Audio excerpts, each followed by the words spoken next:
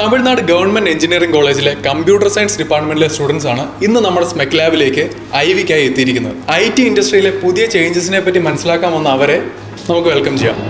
SMEC Automation Private Limited was started in 2001. The managing director is Mr. Saiju Mohammed. He had a vision that he need to build a company wherein which he can provide employment to all the engineers. So that was his vision. So there is shipyards in Karwar, Chennai Port, Mangalore Port, Goa, Karwar, Andheri and all. We have our electrical automation works are happening. In 2007, we started this area which is known as the SMEClabs, wherein which we will be training our own engineers. So SMEClabs is being built to provide a training for our own engineers. Really pleasure to be with you, Government Engineering College, Erode. For that, first of all, you want to identify the job opening and opportunities in IT sector. Current IT industry providing a lot of job opening. This is our 25th year. Look for a specialization in future. We can support you because in this center, we have over 50,000 square feet lab facilities.